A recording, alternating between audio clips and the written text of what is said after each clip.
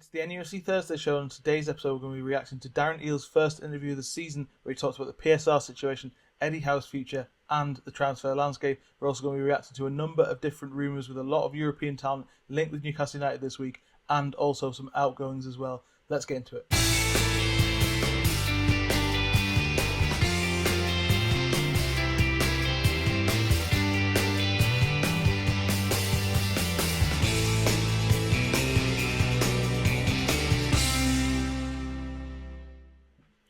Hello and welcome back to the NUFC Thursday show. Thank you so much for all the support. Before we start though, I do have an announcement. I put a little community note out on my channel this week to ask if you're interested in any live streams to go alongside these different shows. I'm really hoping to push the channel to get to 500 subscribers before the season starts, as we know. I've also got an interest in potentially doing some live shows as well. So do like this video, please, if you're interested in a live show. I did the poll on my channel earlier this week. A good response, but I know my channel's growing. I know it's quite small, so I don't really want to go in and to do loads of live shows no one's going to show and no one's interested.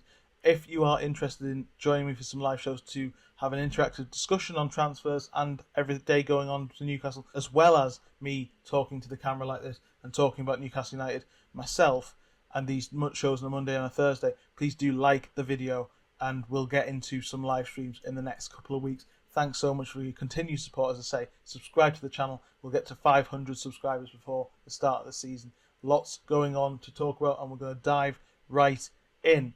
First of all, we've got to talk about Darren Eales' interview. He did an in-house interview as well as talking to the regular Newcastle United press pack as well. And I think it's really, really interesting. A lot of what he said, obviously, massively on the agenda was Eddie Howe's future, given that he was linked with the England job after Gareth Southgate's resignation. That wasn't in the in-house interview. It was more to do with what the press was saying. Newcastle will battle to keep Eddie Howe for as long as they can. Eddie Howe has, as we mentioned, Eddie Howe does have a decision to make if the FA come calling. If you want to check out more of what I think about the situation between Eddie Howe and England, do go and check out my instant reaction to Southgate's resignation. It's on the channel right now, but I'll also put a link in the description as well. Amanda Staveley and Mirda Gadusi's departure was talked about and what that means for the club. As I say, I wasn't surprised that they didn't really expand on why that happened. And I think crucially what was really interesting for me was that he mentioned what I said about the 2021-22 year going off the cycle and how big that is, because Newcastle have made 70 million losses in a number of those years. They've made losses where they haven't brought in enough money, revenue hasn't been up. Obviously, transfers, they've only brought in £40 million in terms of those for two big name sales. They've had to do that as a reaction with Elliot Anderson and Yankuba Minta as well. There was lots of discussion on that in the in-house interview, and I think it was really interesting to hear that he said how big losing that year was. There was a lot in there to suggest that Newcastle can go big this summer, and we know that they're looking for a potential right midfielder and a potential centre-back, and that's where we're going to start with the rumours today. Obviously, I appreciate there's been a lot of other news to talk about in the last few weeks. We've talked about Staveley, we've talked about Eddie Howe and Gareth Southgate and external things other than transfers. I know a lot of people come to hear about the transfer rumours and have a breakdown of these players, and I think that's what I'm going to be able to give you today, because we've got two really interesting players to talk about. We've got Serge Gnabry from Bayern Munich and also Antonio Silva, a teenage defender from Benfica.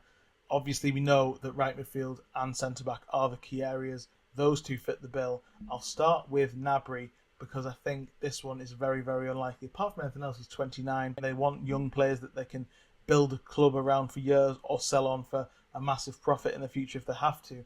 And Gnabry doesn't really do that. He's going to be 30 next season. £40 million was the fee that was speculated. I just think this was very much putting Newcastle's name in with a link for a player that Bayern Munich are possibly looking to cash in on now that they've got Michael Olise to play on that side. I think this is very, very unlikely.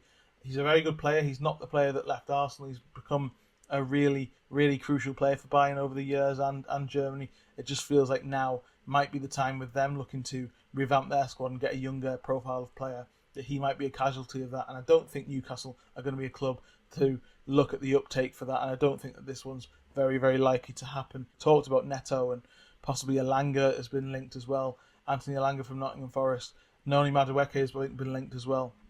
there's a common theme with these players. They're under 25 and they've got their sell-on value in the future. It's just very unlikely because he's only going to get worse. He's only going to decline. His value's only going to decline, and he'll want high wages. And there will be a big signing on the right of midfield this summer. I think we can see that. We've got Almiron linked with an exit. We've got Jacob Murphy who's available for transfer if the right fee comes along as well. I think that's an area where they want a big name player of the right profile. And the Xavi Simons inquiry was much more along the lines of something. It was a chancing arm, as I said on Monday, but it's much more in line with what Newcastle are trying to do, and it makes a lot more sense. And the other link that I really want to talk about is a centre-back. We know that Malik Thiaw from AC Milan is the main target there. I think they are looking at other options as well, Newcastle. If you want to know more about Malik Thiaw, do check out my video from a few weeks ago. I will put it back in the description. Antonio Silva from Benfica, incredibly highly rated, incredibly well respected across Europe. Benfica Academy and the Benfica structure of getting players in and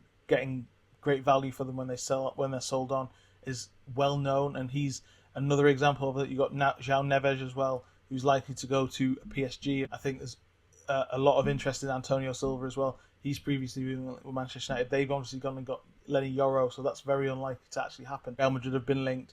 A number of other clubs have been linked. There's a lot of interest in Antonio Silva. And I don't want to be one of those channels that throws loads of stats at you. I'm not a stats aficionado myself. I like to talk about my opinions and look at a player and watch a player than rely heavily on the stats. But the stats are incredibly impressive for Antonio Silva. He's in the 99th percentile and a 92% pass completion. 85th percentile with over 4.6 progressive passes as well. There's good carries in there. 95th percentile for tackles is in the 85th percentile for blocks as well. So there's lots of defensive structure. He's a right-hand side player as well. So it makes a lot of sense in that sense of a progressive defender that Newcastle want to be able to get up the pitch higher. We know what they want in a centre-back. We know Eddie Howe likes ball-playing centre-halves. So it makes a lot of sense. He'd be available for around 45, 50 million perhaps. My biggest issue is he's only 6'1", and he's not particularly quick. And I think the physicality aspect is what Newcastle have lacked. Antonio Silva would be a fantastic defender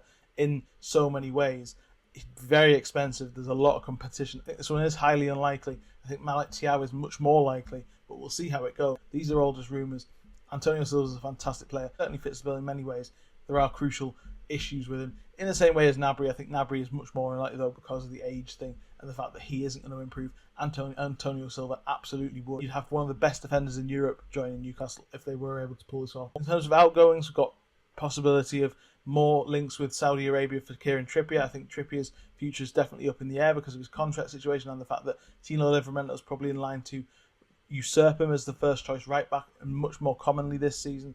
And you've also got links with Callum Wilson that have persisted. Eddie Howe does want to keep him by the sounds of it, which is interesting because I think he's been sort of told that perhaps, earlier in the season that he might be one of those who was going to go. He's certainly perhaps one of those that was looked at for a sale for PSR, maybe because that's pushed by now. That isn't the case so much now, but it'll be very interesting to see if he stays. I think there's definitely a place for him. I think he can definitely score goals for Newcastle next season, but his contract situation is very interesting. He's a player that you can get value for this summer for the last time, and that might play into the situation. So there's a lot of up in the air for Callum Wilson. I think he'd be very, very helpful to Newcastle if he stayed next season. But obviously the links to Jonathan David that we've spoken about in previous weeks are there as well.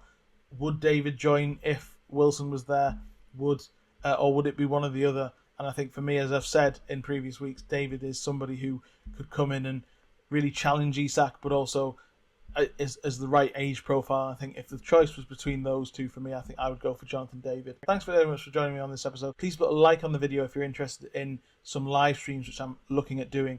But yeah, please do let me know if you're interested in that. Also comment below on your thoughts about these two players. What do you think Newcastle should do between now and the start of the season in terms of transfers? They're out in Germany at the moment. They'll come back Hull City next weekend before Japan. Then there's the Cellar Cup, and then it all starts again with Southampton at home. I'll be back on Monday looking at more transfer action.